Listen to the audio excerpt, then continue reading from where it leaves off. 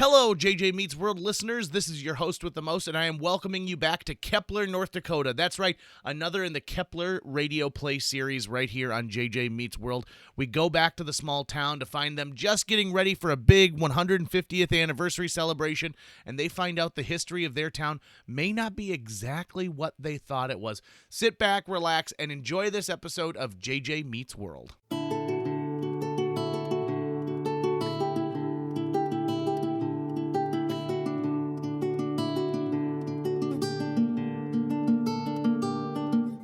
Welcome back to the tiny town of Kepler. Situated in southeast North Dakota, Kepler is home to some rather interesting citizens.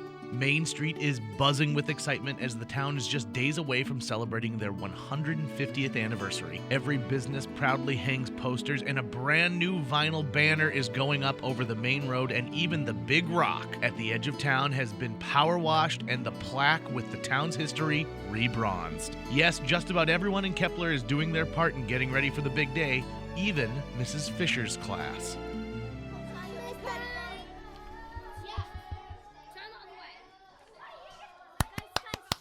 Children, settle down. We have a special guest today. Many of you already know her. Helen Schneider is here. Hello, children. I'm here today because we are on the verge of a very special occasion in Kepler, North Dakota. That's right, children. And Mrs. Schneider wants our class to participate. The year 2021 marks the 150th anniversary of Kepler. That would be our sesquicentennial.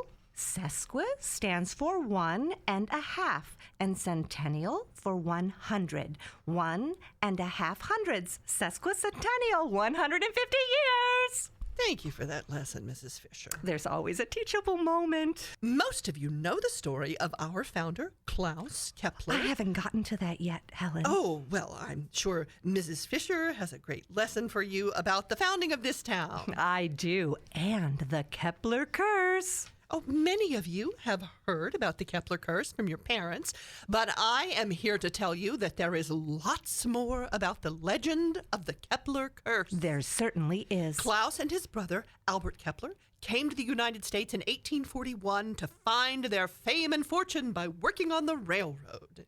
When the Civil War broke out, they did their duty and fought for the Union. At the end of the war, they both went west to settle down and build families.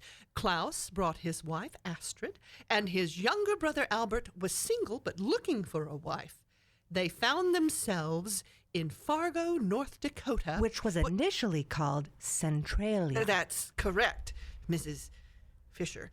Fargo wasn't much of a town, and the brothers thought that they would have more success going south. And they found themselves where we are living right now. Because of their connections to the railroad, they knew that the Northern Pacific Railway was planning on expanding west, and it needed a station along the Red River to act as an outpost for the expansion. The plan was to meet the executives of the railroad as they came up the Red River by boat and bribe them with the money they had saved to build the outpost in Kepler instead of heading north to Fargo. But that scallywag of a brother, Albert, was a drunk and a notorious gambler, and he lost all of the money. As Helen continues to tell the story of the Kepler brothers, the classroom begins to fade away. The town of Kepler changes from 2021 to what it looked like in 1871. A small gravel road with just a few ramshackle buildings, the prairie stretches on as far as the eye can see. At the end of the town sits a large home that's just being built with a barn not far behind it. Slumped in a heap in front of the barn is a man who appears to have slept outside. The image becomes sharp as another man rides up to the barn on horseback. In the distance, thunder rolls. A storm is approaching.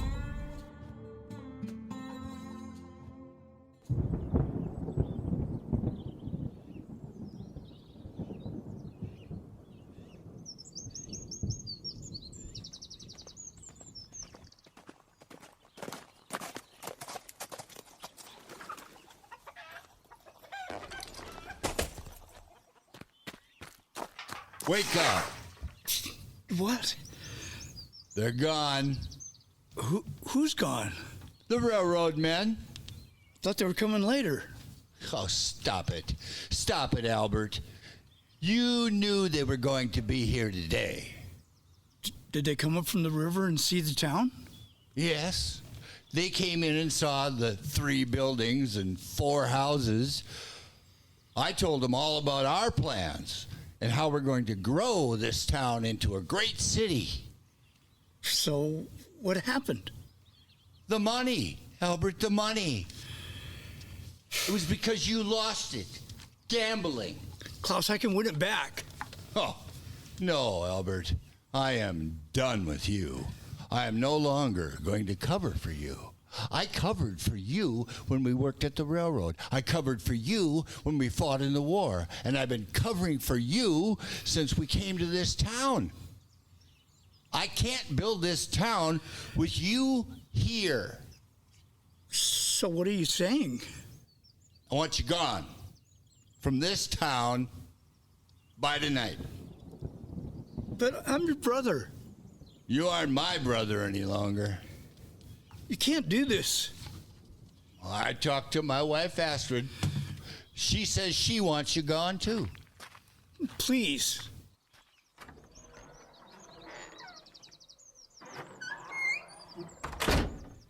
Klaus! Klaus, come back outside. Let's talk about this. Please.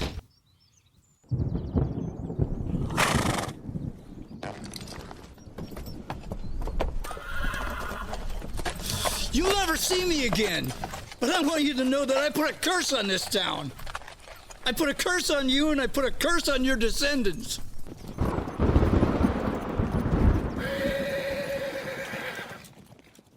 And that is the legend of the Kepler Curse. That story always gives me the shivers. The railroad men went north to Fargo and built their railroad through there. And that is why Fargo is a large city and Kepler remained a small town. Do we know whatever happened to Albert? We know he went west, but he was never heard from again. He probably died a sad and lonely man. Don't drink or gamble, children. And you can find all of this on the plaque on the big rock as you are coming into town. We're taking a field trip out there tomorrow morning. You can also read all about it in my self-published book, Kepler, Yesterday, Today, and Tomorrow. Tell your parents to hurry up and buy a copy. I only printed 1,000 copies, and they are selling like hotcakes. The sesquicentennial celebration is next week. I wrote a short play for you children to present at the celebration. We are going to dress you up as characters from 1871 and reenact the founding of Kepler. Are we going to include the curse? Of course! Complete with the bucket of water and everything. Do you have any questions for Mrs. Snyder? Yes, Jack. Can I play Klaus? We haven't decided casting yet, Jack. I think we're going to have auditions tomorrow. Of course you can, Jack. Oh, we'll give all of the other parts out tomorrow. Thank you for coming, Mrs. Snyder. You're listening to The Kepler Curse by Kevin Kennedy, part of the Kepler radio play series exclusively on the Mighty 790 and 104.7 FM, KFGO. Welcome back to The Kepler Curse, a radio play by Kevin Kennedy. Set in the fictional town of Kepler, North Dakota, we rejoin our cast of characters as they're getting ready for the big day, the 150th celebration of Kepler. After school that day, Jack ran straight to Ray's Diner, excited to tell his mom Carolyn all about the founding of Kepler and what he learned in school that afternoon.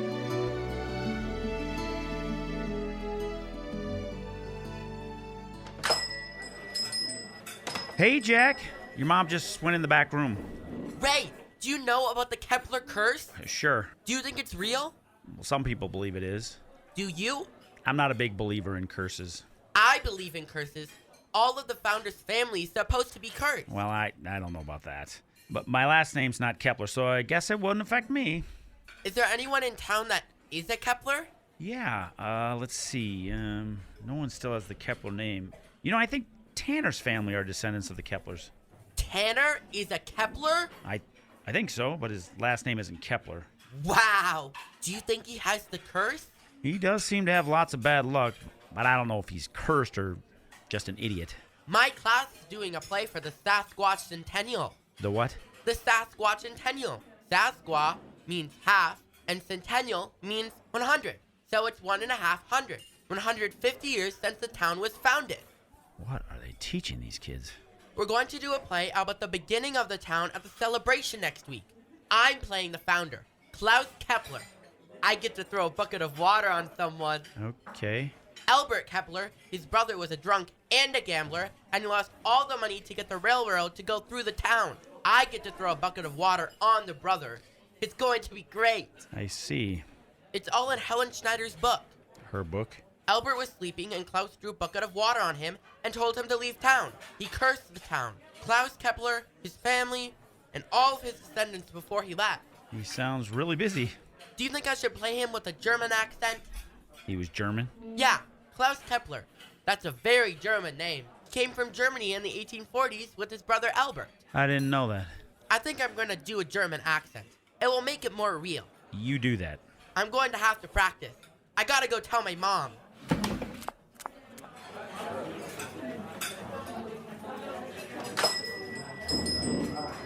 Welcome. Just grab a place anywhere and have a seat. Mind if I sit at the counter right here? Sure thing. Coffee? I'd love some. Nice day. Sure is. So, what brings you through Kepler? I came specifically to find Kepler. Well, not many people come specifically to Kepler because it's off the interstate. Here you go. Thank you. Do you have family in town? I don't know.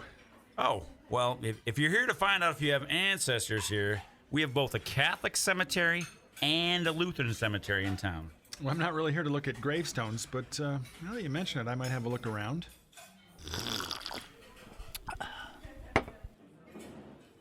Where are the Keplers buried? Well, they're buried in both cemeteries. Well, some people think about their Swedish side, so they're buried in the Lutheran cemetery.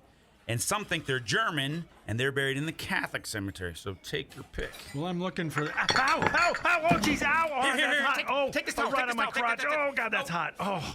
Ow! Oh. Okay. All right, it's cooling down a little bit. That was really clumsy of me. Don't worry about it. I'm afraid stuff like this happens to me all the No, time. no. It's no big deal. Had people spill coffee in here before. You don't understand. This happens to me all the time. I'm cursed. Cursed? Yes, cursed. That's why I've come to Kepler. I heard there's a Kepler curse, and I want to find out if it is real. Well, there is a legend of a Kepler curse. Yeah, I read about it on that plaque on the way into town. Well, then you know about the two brothers and the founding of the town. According to that plaque, yes. But that's a bunch of lies. Whoa. I don't know about that. I do. My great-great-great-grandfather was Albert Kepler. What? We were told in school that he died and never married. Well, then you were told a lie. My grandfather left North Dakota and settled south of San Francisco. He had 5 children. Most of the descendants live in California. We've never had descendants of Albert Kepler come to town. Well, there were a few Germans that came through town a while back that said they were distant relatives. Yeah, I know. They made their way to California. They were putting together a book about the Kepler family. That's when I heard about the story of Klaus Kepler and the founding of the town. It seems that Klaus invented quite a legend for himself out here in North Dakota. Well, I'm sure most of it is true. Not really. Let me tell you the truth. The diner fades away, and we see the same dusty road leading to a barn. A similar thunder rolls in the background, but something seems different this time.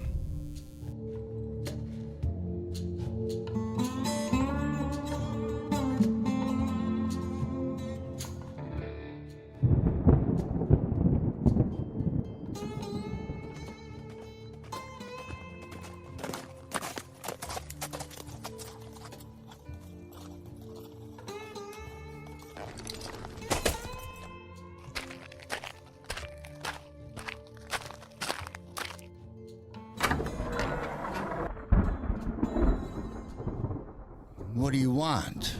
She doesn't want to talk to you. I just want to give her something. You can give it to me. I want to give it to her. She's not coming to the door. I'm going to leave this town. and I'm never coming back. But before I go, I want you to answer one question. What? There was never going to be a railroad built through this town, was there? No. So it was all a ruse. Well, I wanted a train to come. Be honest for once, Klaus. Everything about the train was a lie to get Astrid. It's time for you to go, Albert. She was the one good thing in my life, Klaus. You had to take her. She doesn't love you. She did at one time. We were going to have a family together. Why did you have to take her? You need to leave. Give her this. What is it? It's a picture of you and Elsa and me and Astrid. What do you want me to... Just give it to her. You at least owe me that. Goodbye, Albert. I can see you in the window up there, Astrid. What you and Klaus have done is evil. This town will never be a holy place. I put a curse on you. I put a curse on this town, and I put a curse on all your descendants.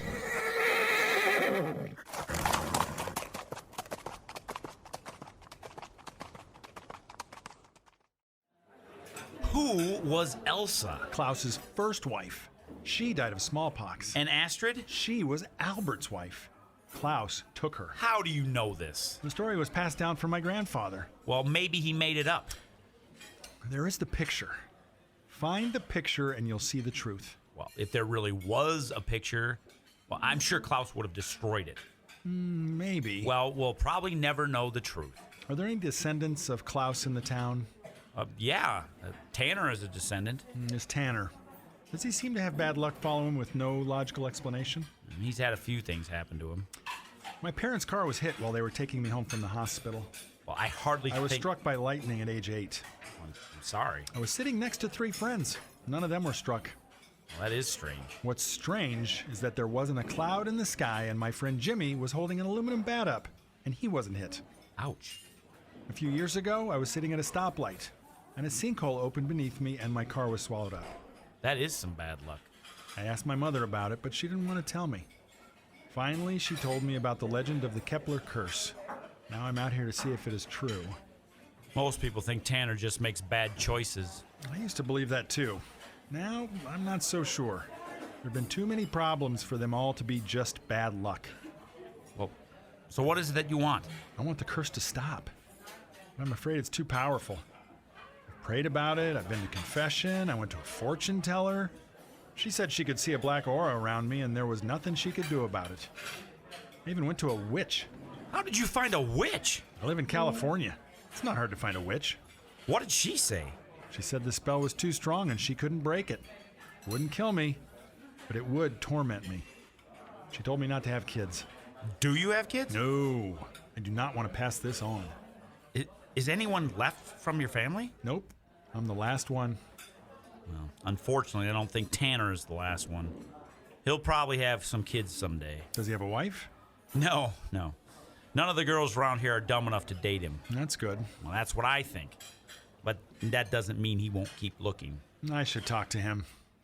I don't think that's a good idea. He would use that as an excuse to keep doing dumb things. I never thought of that. His idiocy is infinite. Excuse me, I should go check on that. Is everyone okay back there? Well, that was the strangest thing. There wasn't anything wrong back there. Hello? Hello? Now, where did he go? He left? Oh, jeez. You scared me half to death, Jack. Where did you come from? I had to use the bathroom. Did you hear the crash in the back? No? I must be hearing things. Do you believe him? Believe who? That stranger. Do you believe that he's cursed? I don't know. Sounds kind of like a fanciful story. Do you think Klaus stole his brother's wife? Well, it's possible, but I don't think we'll ever know.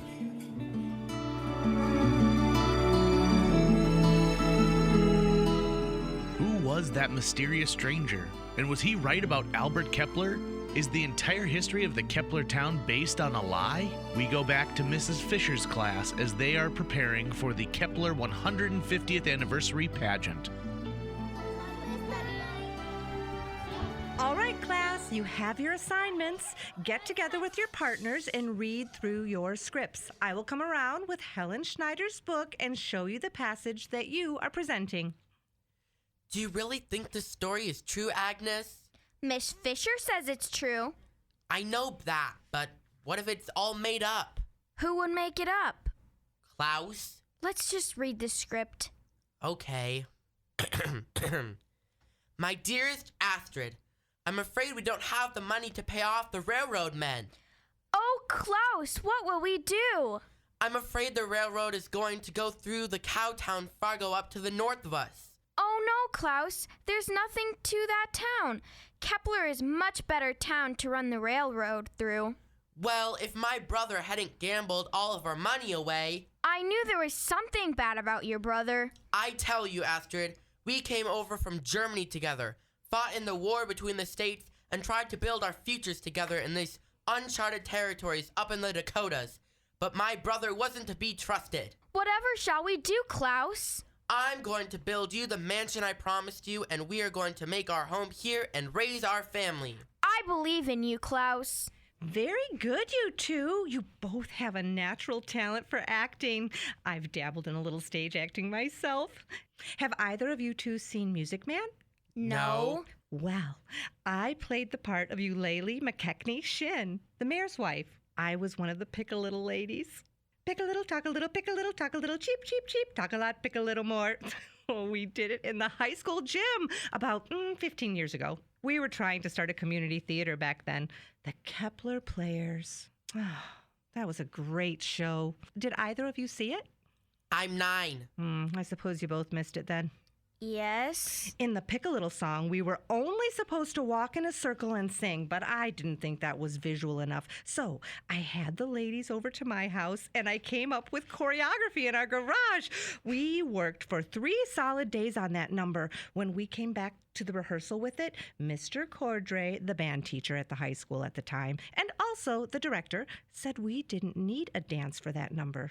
It took me a full half hour to convince him to let us at least show him the dance number. We did it, and it was a sight.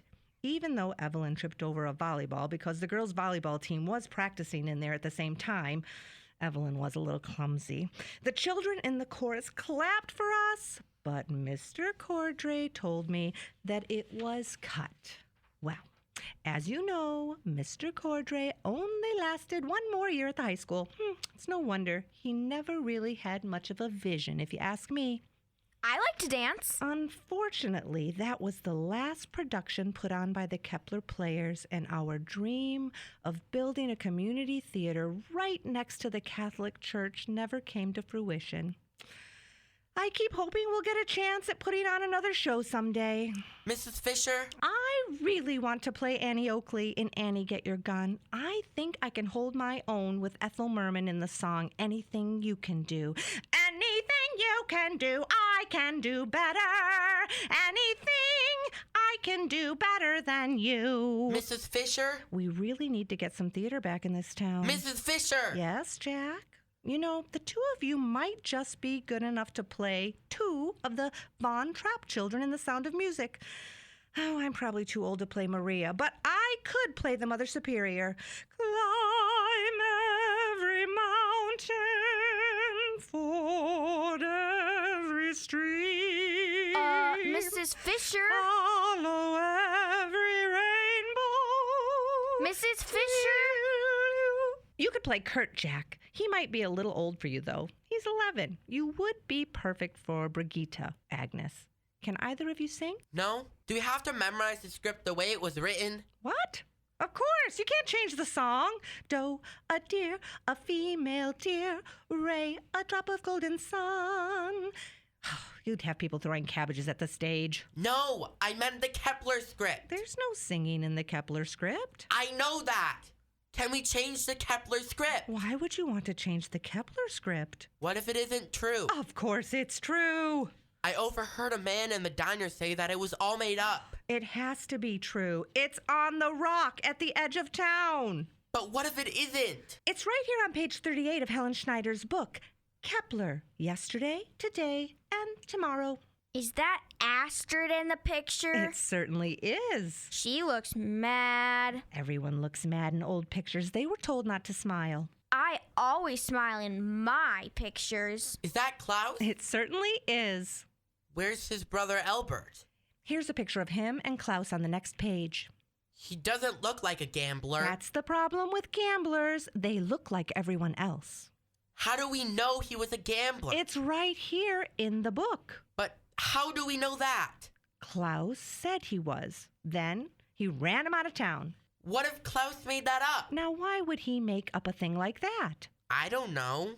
Maybe he didn't like Albert. Who doesn't like their brother? I don't like my brother. They came to North Dakota from Germany together. They love each other. It just seems strange that we're only getting the story from Klaus and we don't know Albert's side of the story. Albert moved out west and died. Did he have any children? Of course not. How do you know? Because they would have come back to Kepler. Now, I think you two should get back to working on your script. The hills are alive with the sound of music. Max, George, which one of you is going to do the barnyard animal sounds? I think we'd better just stick to the script. I suppose. Hey, do you want to come over and see the house? We're fixing up the old Kepler mansion. I can show you the porch where Klaus dumped water on Albert. Sure. We can work on memorizing our lines. You're listening to The Kepler Curse by Kevin Kennedy, part of the Kepler radio play series exclusively on the Mighty 790 and 104.7 FM, KFGO.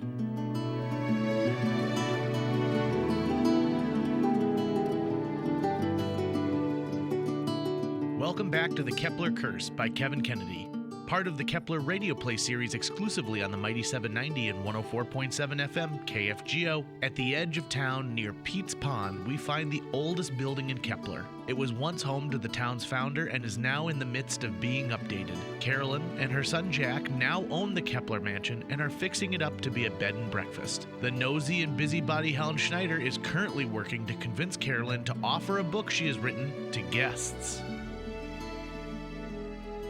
I think it makes a great coffee table book. Kepler, Yesterday, Today, and Tomorrow by Helen Schneider. If you put one right here in the living room of the Kepler mansion, some of your guests will pick it up and surely will want a copy. HS Publishing? Oh, that stands for Her Stories Publishing. I've never heard the name of that publisher before. That's because I named it. My initials are HS, and I wondered what would be a good name for a publisher. So you self-published this book? Yes, but I wanted people to think it was from a legitimate publisher. And you thought Her Stories was a good name for a publisher? Isn't it wonderful? I think it gives it a personal feel. How much did it cost you to print? $5 per copy. But I am selling them for $20. I think you can sell them here to your guests for $25 per copy. I'll cut you in on the profits. I'll give you $1 for each book sold. The Kepler mansion is mentioned right in the first chapter. I took the liberty to wrap them each in brown paper. If you put them right on the pillow for each guest, their curiosity will get the better of them and they'll have to unwrap them. And once they're unwrapped, they'll have to buy them just like those little bottles of liquor in those fancy hotels. That seems a little shady. Oh, once people get the chance to read this book, you'll have customers from far and wide. How many copies have you sold? I sold one to Clara over at the retirement home. Oh, she's losing her marbles a little bit, so I'm hoping she'll leave it out in the common room and others will see it and want a copy. Well, I suppose. There you are, Gilbert. Where have you been? I was talking to Cameron about building the platform out in front of Town Hall. Will he have it done by next week? If the lumber comes. And the fireworks? There aren't going to be any fireworks, Helen. How can you have a grand sesquicentennial celebration without fireworks? They're too expensive. Oh, hogwash. How much could a few fireworks cost? $10,000 for the cheap ones. Oh, you must be able to get a discount because it's our 150-year anniversary for this town. There's no discount. In fact, the guy on the phone said they wanted an extra $500 to even come to Kepler. I have told you many times, Gilbert, that your negotiation skills leave something to be desired. I brought my tools, Carolyn, to patch up that hole you have in the kitchen wall. It's right in that area. We're going to make it into a breakfast nook. Is Jack around? He's out back skipping rocks in the pond. I could use a little help. Just give him a holler. I'm sure he'd be glad to help. I swear, I had to remind Gilbert 30 times to come over and fix that hole. That's fine. You've made a lot of progress. Tanner falling off the roof slowed things down a bit. Oh, you should never have hired him to fix the shingles in the first place. I'm just glad there was a bush that he landed on. You know, he's a direct descendant of Klaus Kepler, the founder of the town that built this house. I didn't know that. Yes, he's Kepler through and through. The descendants are all victims of the Kepler Curse. I didn't know that. Yes, I have a whole chapter about the curse in my book. I guess I'll have to read it. I can give you a discount. I'll sell it to you for $20. Oh, I thought you might give me one. Oh, my publisher won't let me give out any free copies. Grandpa Gil, do you think the story about the founding of this town by Klaus Kepler is true? It better be, or Helen's book won't sell. And I won't ever get to park my car back in the garage. Hand me that hammer. I saw that book at school. Yeah, she's been working on it for 20 years. There's a picture of Klaus and Astrid standing on the porch of this house. Yeah, he built it back in 1870, if Helen's book is correct. Did you read the book? I skimmed parts of it. She seems to know a lot about the founding of Kepler. Hand me that screwdriver, would you? What are you doing? I'm going to pry off this piece, and we'll take a fresh sheet of sheetrock to cover over the whole area. Why are you doing that? Because this board here is loose and needs to be replaced. Why didn't you just nail the board down? It's old and is an odd length. I think just replacing it will be easier. Here, let me give you the board. Why is there all this newspaper in the wall? I don't know. This paper is from 1893. And this one is from 1926. And this one is from 1944. They probably put this newspaper in here for insulation to keep the house warm. What's down there? Where? At the bottom of the hole underneath the paper. It's a tin box. Why is that there? It looks like this board was meant to be loose so they could hide something here in the wall. What's in it? A whole bunch of stuff. There's baby shoes in there. It's an old tradition to hide baby shoes in the walls of a new house so the house has good luck and lots of babies. Is that a medal? It appears to be. It looks like it's from the Civil War. Grandma Helen's book says Klaus Kepler and his brother fought in the Civil War. I guess Helen's book is quite accurate. Can I hold it? Sure. I bet he had to kill a lot of bad guys to get this. Well, you don't really have to do that. It's probably for showing bravery in battle. You mean he didn't have to kill any bad guys?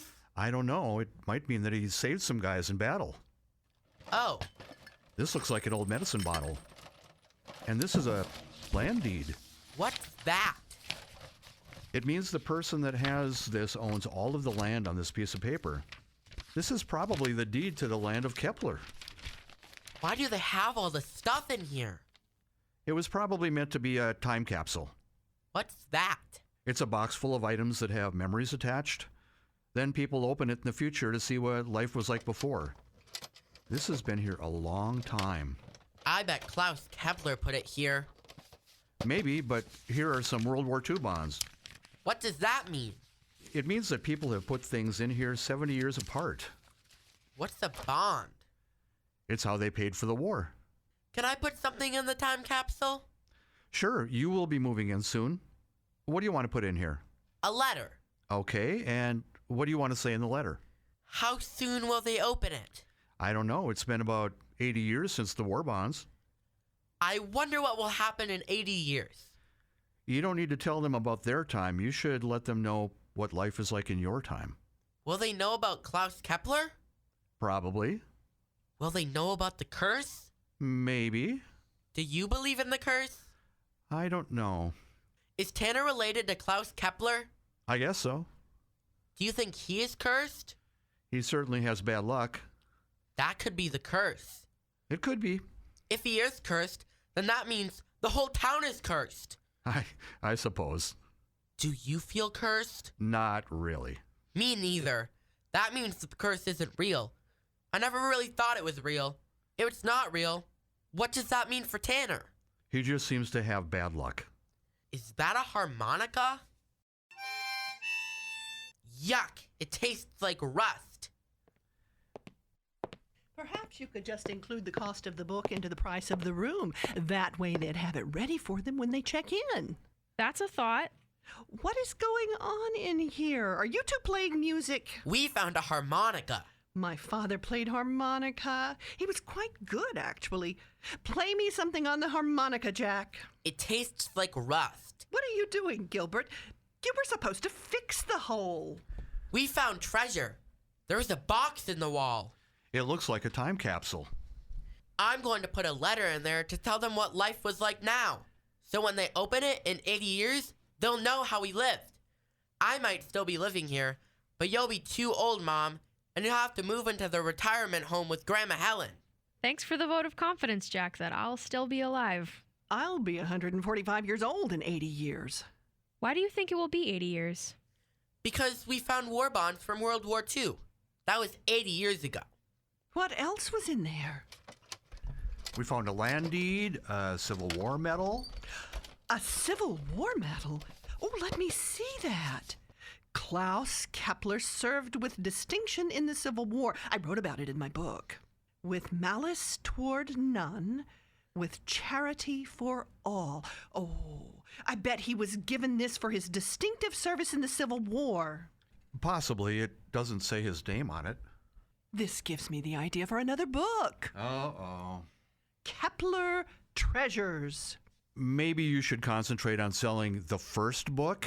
I could go around Kepler getting antiques from everyone and tell the story of Kepler through different artifacts. I can't park in the garage now because of all the books. That would be an interesting way to tell the history of Kepler. The palette is huge. I could talk to Marjorie. Her house is like a museum. I really want to get the car in the garage by the first snowfall. Patricia has those lamps from the 1800s. I don't want to have to sweep the snow off the car each time it snows. I'll bet Klaus Kepler once used one of her lamps. Especially if they plow my car in after a huge snowfall. Oh, Carolyn, you could dedicate one of the bedrooms to being a little bookstore. There's only 3 extra bedrooms. I could do author signings. Daryl, Jack, and I are going to use the other 2. I could write a whole series of books about Kepler. I'd hate to tie up one of those rooms with a bunch of books. We could have roundtable discussions. Let's just make sure we sell the first book. It would almost be like a library. Oh, guests could read in there and have coffee. Oh,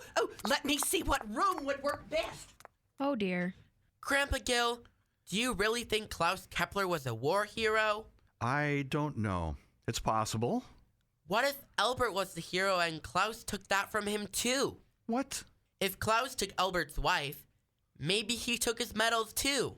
What are you talking about? Klaus took Albert's wife, Astrid. Was that in Helen's book? I better read it a little closer. No, some guy came into the diner and he told Ray that. What guy? Some guy related to Albert Kepler. He said Klaus stole Albert's wife after Klaus's wife died with smallpox. Well, that's a much different story. Yeah, but I don't know if it's true. I hope for the sake of Helen's book it's not true, or I'll never park in the garage again. How would I find out if it's true? I'm not sure. I have to find that picture. What picture? The one with Klaus and Elsa, and Albert and Astrid. Who is Elsa? Klaus's first wife, the one that died with smallpox. Well, that certainly is a different story than Helen's book. I'm really excited to play Klaus in the pageant next week, but what if he's the bad guy? All great actors have to play bad guys. I don't want him to seem like a good guy, though, if he's really a bad guy. Don't you worry about that, Jack. You just go out there and play him the best you can. Maybe there really is a curse. Why do you say that? Because if someone stole my wife and my medals, I would put a curse on them too. I don't really think someone has the power to curse someone else. Can I show Agnes this stuff? Who's Agnes? She's the girl in my class playing Astrid. Is she your girlfriend? Yeah, she's a girl and a friend. I meant, never mind. Do you want to leave the stuff out on the table to show her? No, let's put it back in the box and put it back in the wall. I want to show her how we found it. Your mom wants me to patch this hole up. No, I want to keep it. I'm going to write a letter and put it in the wall. She might get mad. No, she won't get mad. I think she'll get mad if Grandma Helen puts a bunch of books in one of the rooms. That would make me mad.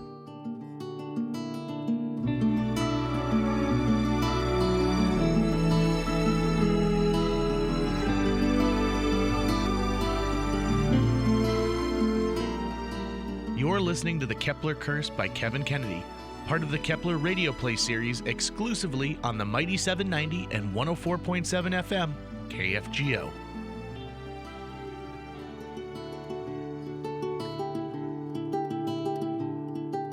Welcome back to the Kepler Curse by Kevin Kennedy, part of the Kepler radio series exclusively on the Mighty 790 and 104.7 FM, KFGO. Kepler is just one day away from celebrating their 150th anniversary. The big rock on the edge of town has been spruced up to welcome visitors from all over the state of North Dakota.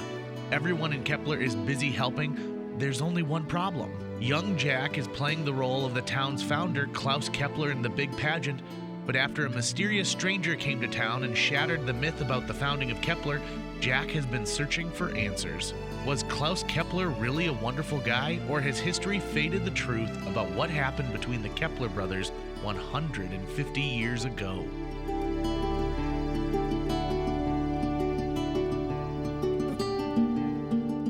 That looks really good, Daryl. I'll probably have to put on a second coat of paint. It'll be worth it when it's done. Say, what is that stack in the kitchen, Carolyn? What stack? That stack wrapped in brown paper. I think they're books. Oh, yeah, those are books. Books of what? Helen wrote a book about Kepler, and she wants me to sell them to our guests. Why? Because she's only sold one herself, and she wants me to help. Is she paying you? I get $1 for every book I sell. Who on earth is going to buy a book about Kepler? I guess whomever we have stay here. She has 1,000 of them. No one is going to buy that book. That's what I think. Then why didn't you tell her no? Helen can be very persuasive. She dropped 10 copies off at the diner. She wants Ray to put them on display by the register. What did Ray do? He put them by the register, but then Cheryl saw them and she was having none of that. So she put them on the shelf in the back next to the mayonnaise. The next time Helen goes in there, she's going to think that Ray sold them. That's what I thought. Gil said he'd give me money every month to give to her, so she thinks we're selling them. Are you crazy? Then she'll think it's popular and she'll print some more. I don't know what to do. Gil wants them out of the garage. Why doesn't he just throw them away? Have you ever spent 10 minutes with Helen? Gil would have to move out of North Dakota if he ever did that. She would remind him of it every time they talked. That's true. I mentioned that I liked her lemonade one time, and she brings over a gallon of it every week. I wondered why it was never going down. Jack drinks it, but I can't stand it. It makes my mouth pucker something fierce. I tried it, and it was awful. I pour it on the flowers out back. I'll have to pour it down the sink when it gets cold. You just have to tell her, Carolyn. I don't want to hurt her feelings. They've been so nice to us. You can't go through life just lying to Helen Schneider because you don't want to hurt her feelings. Why? Gil's done it for 40 years. Knock, knock. Speak of the devil. Oh, Daryl, that paint job seems a little thin. You'll probably have to put on a second coat. Yeah, that's what I was thinking. Gil always likes to get the cheapest paint, but it never pays off in the long run. You always have to put on a second coat. You might as well get the good stuff right away. I'll keep that in mind. Is Tanner using the cheap stuff outside? Because that will mean he has to take twice as long up on that scaffolding you put up. Tanner is likely to fall down if he's up there too long. He's been pretty safe. Tanner? Oh, Daryl, I would bet you a year's worth of wages that Tanner hurts himself before the house is done being painted. I've been keeping an eye on him, Helen. There aren't enough eyes in Kepler to keep on Tanner. That boy broke a stack of his grandmother's dishes, taking them out of the cupboard. Every last dish. Those were her good china. He's painted the whole south side of the house, and he's done a good job. There are 4 sides to this house, I might remind you. Would you like some lemonade, Helen? Oh, I have plenty at home. Oh, in fact, I was going to ask you if you needed a refill. Gil doesn't drink as much when it gets to the fall, and I have 5 gallons in my refrigerator. Oh, no, we have plenty. Well, get to drinking it, and I'll bring a gallon over tomorrow. Oh, the house is really taking shape. I should be going. I'll check in tomorrow and bring you some more lemonade. You really don't have to. Oh, hogwash. Jack will be home soon, and he's usually good for a couple of glasses a day. Now make sure he practices his scene for the pageant. It's all happening tomorrow. I'll see you later. Bye, Helen. Bye. I guess my flowers need to be watered today. Why didn't you say something? I didn't see you speaking up. Well, she frightens me. You're a cop. I'd rather deal with a deranged murderer than with Helen Schneider. Well, I just want you to know that this is going to be our life if we go through with this. She lives just across the street, and she's going to be stopping by all the time. I hadn't really thought of that. Well, you'd better think about it. It won't be that bad. I hope you like lemonade.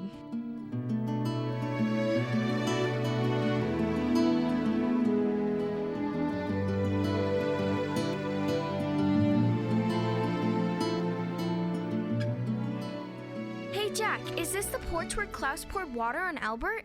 Yeah, I think he was right over there. Miss Fisher said you can't pour water on Mason. I know. I just hope he remembers his lines. He said he was going to write them on his hands. Mrs. Fisher told Mason that she wanted him to play Oliver Twist in the musical Oliver.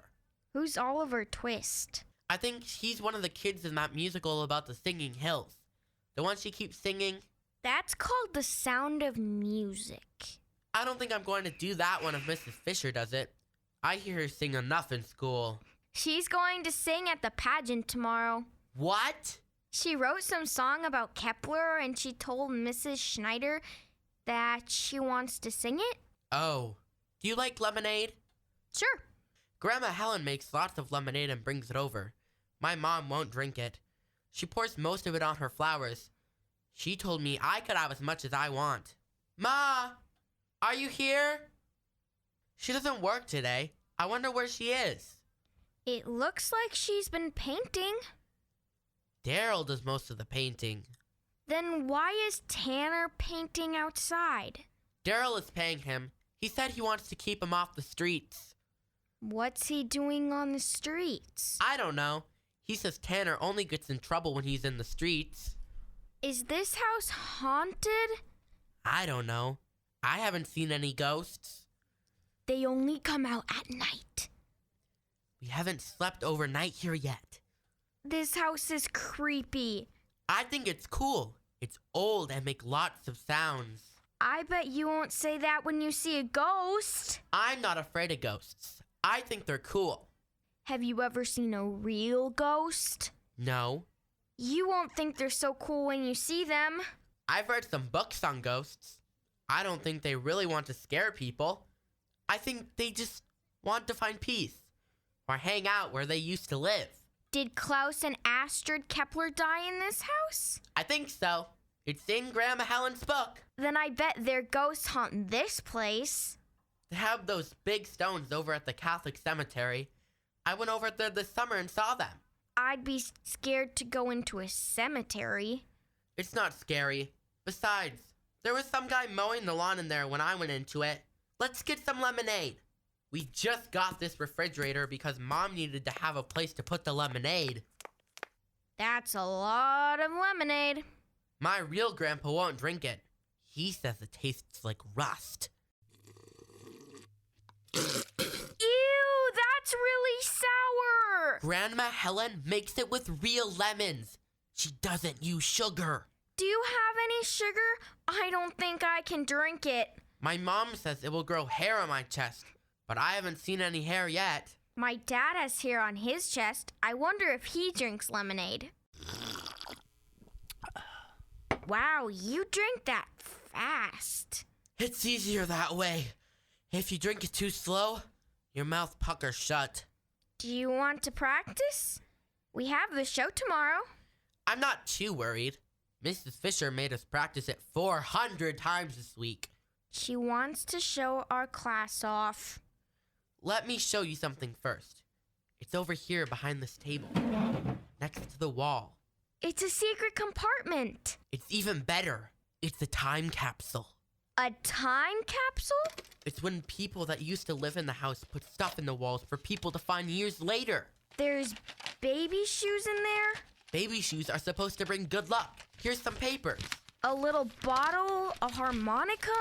Hey, I wouldn't blow that. It tastes like...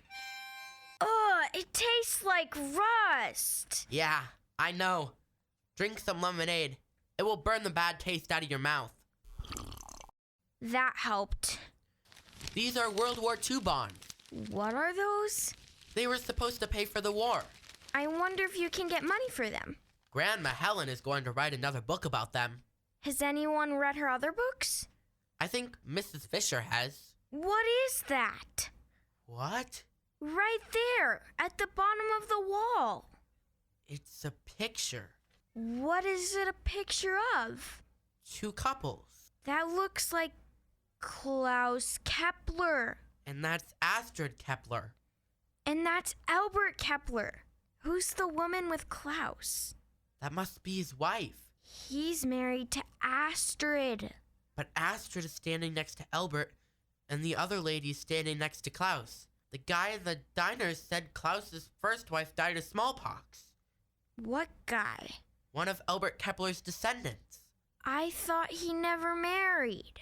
That's what the book says, but this guy came into the diner claiming to be a descendant of Albert Kepler's. Helen's going to have to write another chapter book. The guy claimed that Klaus stole Albert's wife after she died of smallpox. How does he know that? He said the story was passed down. He said Klaus ran Albert out of town so that he could have Astrid as his wife. Right before he left Kepler, he gave Klaus a picture of the 2 couples and asked him to give it to Astrid. I'll bet Klaus hid it in the wall rather than give it to Astrid. Then this picture is proof. Yes, and Albert put a curse on Kepler and all of Klaus's descendants. This guy said he'd been cursed his whole life. So, the curse is real? Yes. And the story we are taught in school is a lie? Yes. What are we going to do, Jack? We have to perform tomorrow, and it's all a lie. I don't know.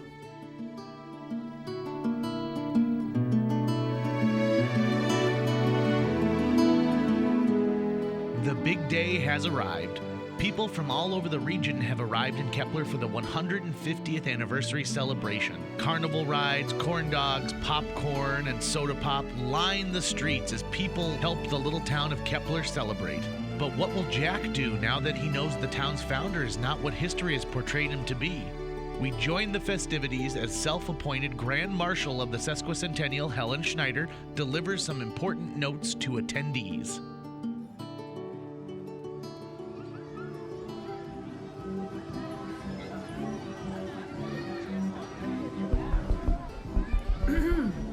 I just want to remind everyone that the Kepler Founders Day pageant will be starting in a few minutes.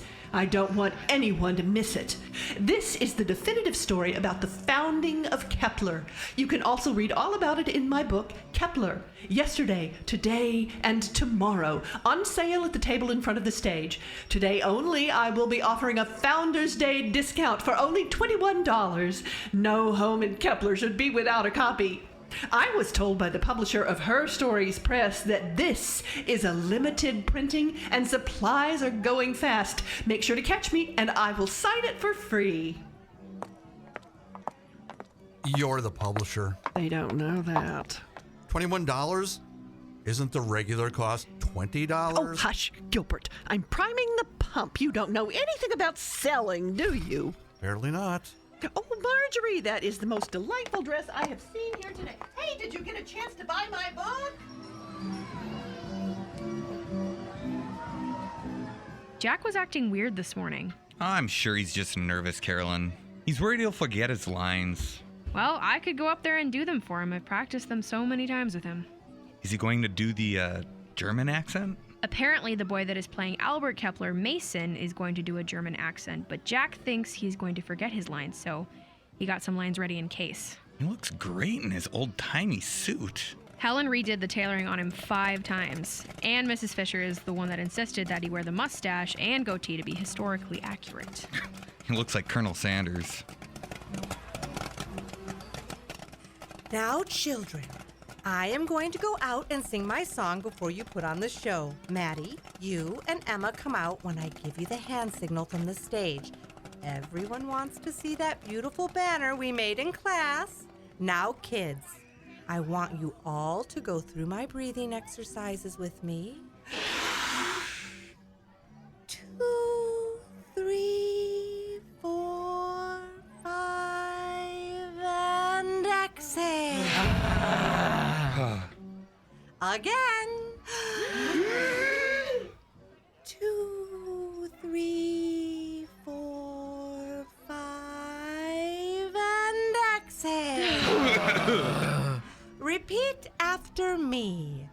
Aluminum, linoleum, aluminum.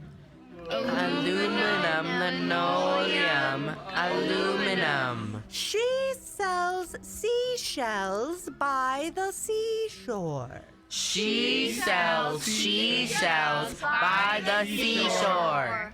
These are the same exercises that Elaine Stritch did on Broadway. Who's Elaine Stritch? She was in Stephen Sondheim's company and in Pal Joey and the King and I. And she played Auntie Mame in Mame. Haven't you children ever seen a Broadway musical? I've never been out of Kepler. Well, children, your musical education starts on Monday. I am going to sing you a different musical number every day in class. Oh no. I have a collection of over 100 Broadway show records, and I'll bring them in so we can all listen.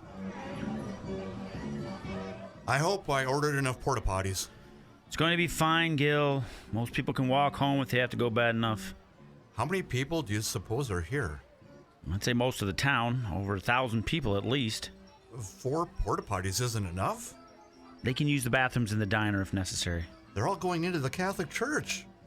Welcome, ladies and gentlemen, to the Kepler Founders Day celebration. It is officially the sesquicentennial of Kepler. It was founded 150 years ago in 1871. Kepler was just a patch of dirt on the side of a cow path that wasn't even a town yet. 2 brothers, Klaus and Albert Kepler, came to the United States with a dream to make something of themselves. One of them realized that dream and the other one was forgotten. You can read about this in greater detail in my book, Kepler, Yesterday, Today, and Tomorrow, on sale over at the side of the stage. Ladies and gentlemen, I want to start off with a little song composed by our own Carol Fisher, the 4th grade teacher at Kepler Elementary. Carol? Thank you. This is a little song I wrote for the occasion. See if you can recognize the melody. Walking down Main Street in spring or in summer, calling on Randy when I need a plumber, excited for packages Amazon brings. These are a few of my favorite things. Large snow piles piled up at the end of my street, wearing bread bags and boots on my feet. Kids don't know how great Kepler was before the internet caused such a buzz.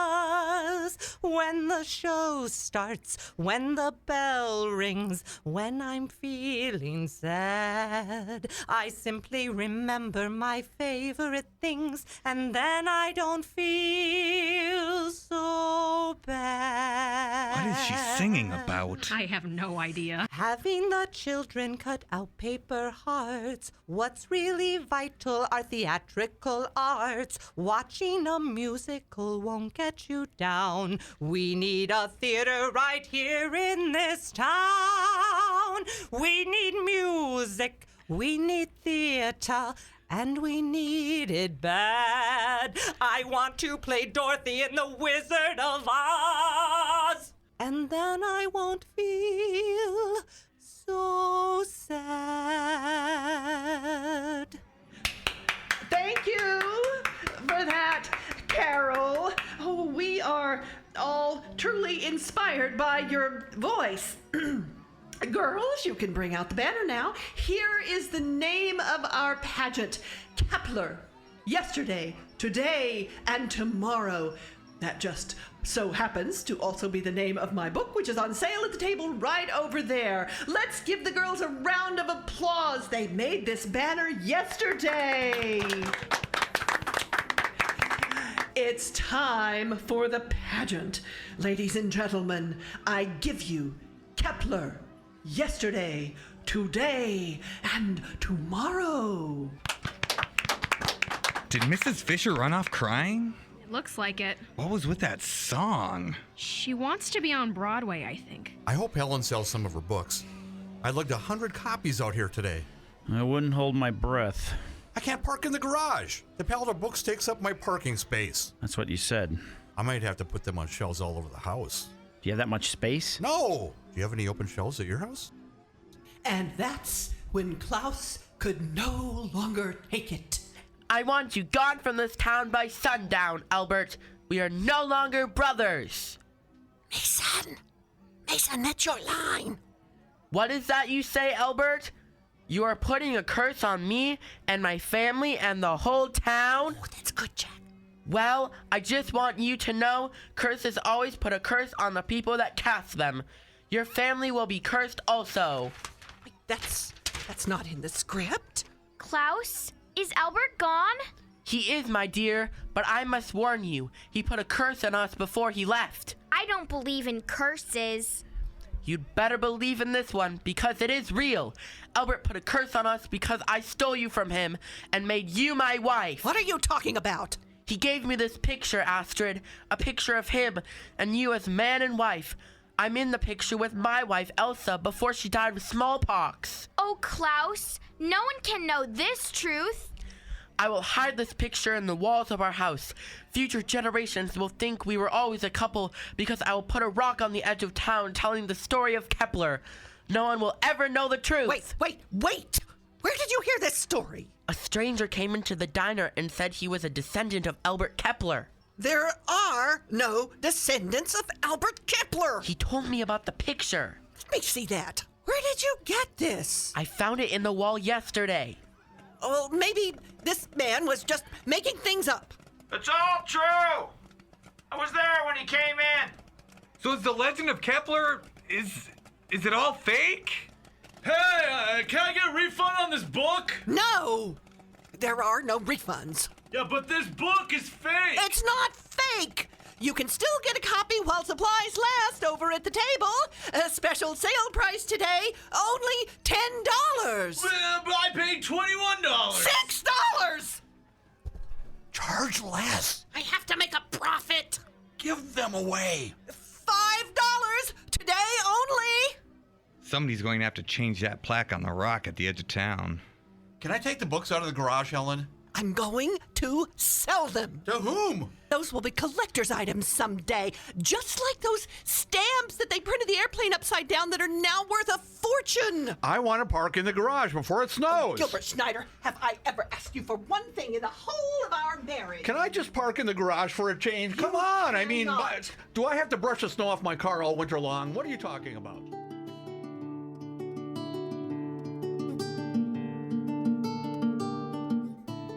This was a presentation of The Kepler Curse, part of the Kepler radio play series.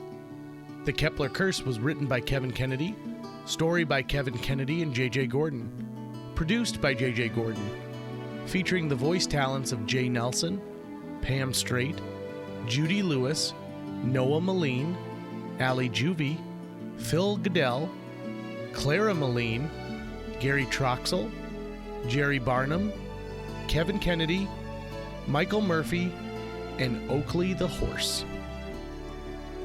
The residents of Kepler remind you, stop by anytime you're in the area.